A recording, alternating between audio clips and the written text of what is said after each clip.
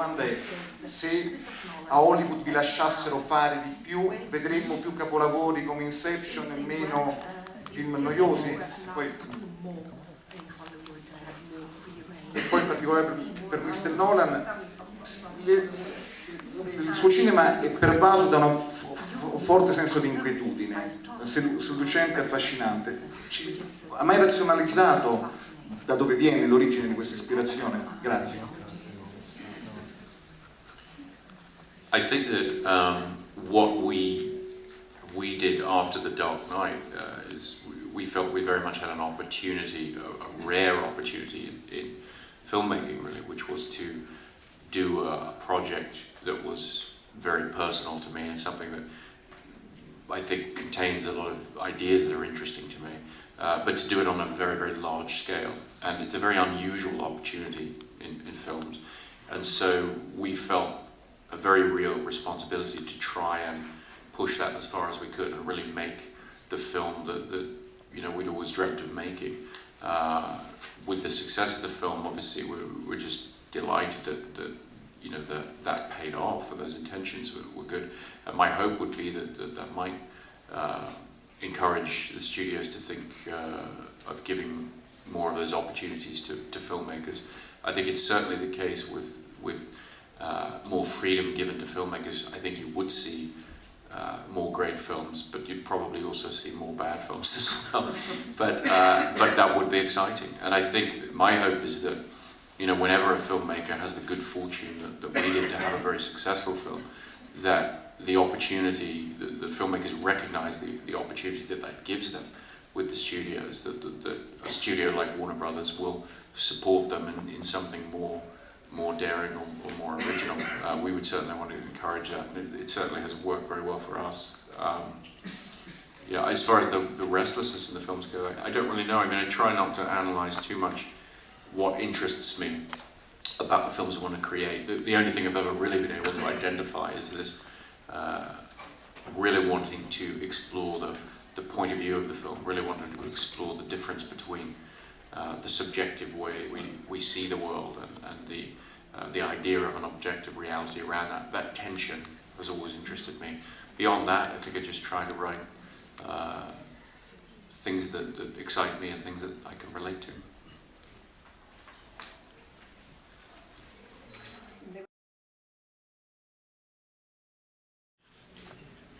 I don't do any kind of design work or sort of a sales presentation for the studio. I make it much harder for them, really.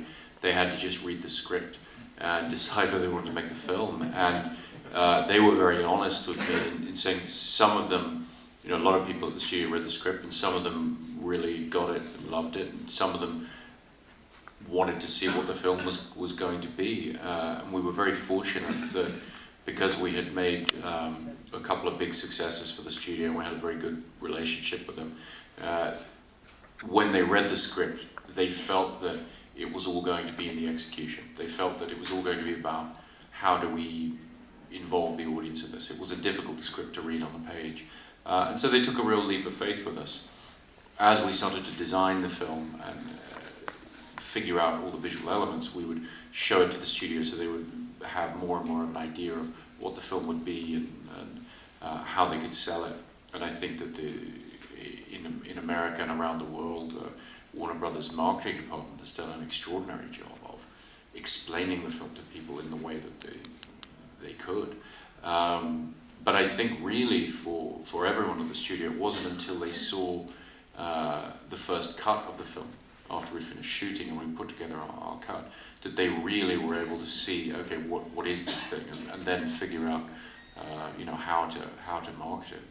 So I think really Inception represents an enormous gamble, really, or trust shown in us as filmmakers by the studio, and we're very grateful for it. Once they saw what the film was, they also figured out how to sell it, and that is really an amazing thing, amazing experience for filmmakers to go through, and I think it's one that we will always cherish. You know, we got to do this film exactly how we wanted to do it, and had a tremendous ally with the studio in the way that they put it out there to the public. faccio nessun tipo di questo lavoro, tipo storico. Avete pensato che potrebbe anche essere un film autobiografico? Perché Cobb e tutto il suo staff costruiscono sogni e ci mettono dentro le loro vittime. Voi in fondo da una vita state costruendo sogni in cui mettete dentro tutti quanti noi. Vi vedete come una forma di autobiografia romantica? I think that when I was writing the script, I tried to make the process of the way the team assembles dreams, the way they create dreams, I tried to make it as real feeling, as grounded as possible.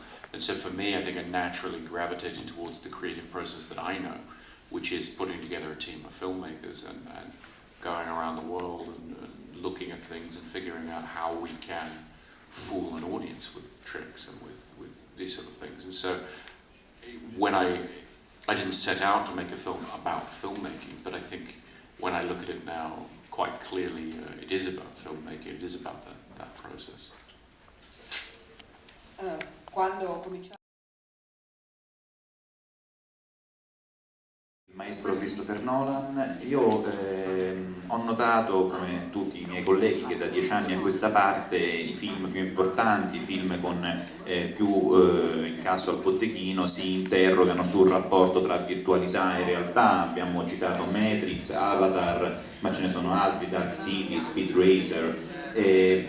Io volevo chiedere a Nolan quanto pensa lei che sia importante che sia il cinema che sviluppi questo rapporto tra le realtà e soprattutto mettere in dubbio la fattualità del nostro mondo.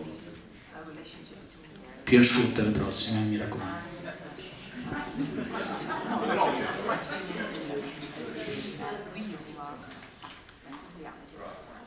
I think that the medium of cinema is ideally suited to exploring the nature of reality, exploring the tension between the subjective view of reality and reality itself.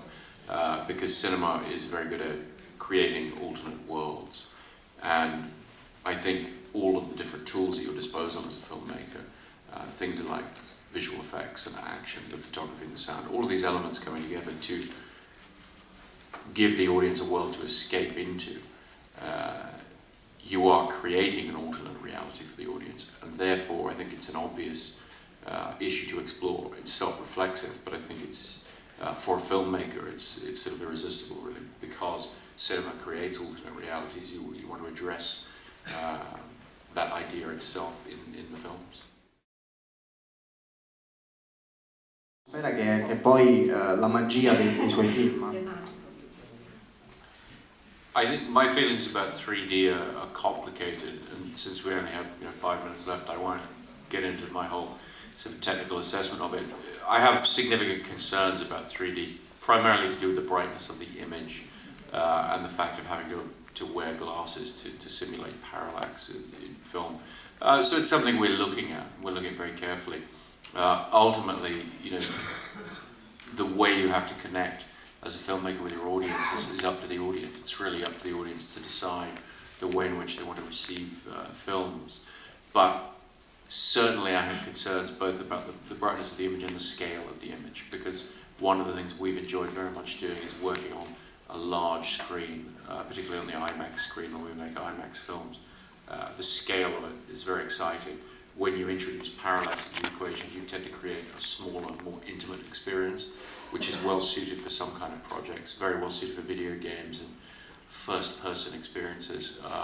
As it applies to my films, I'm not sure. It's something we're looking at, but I certainly have doubts.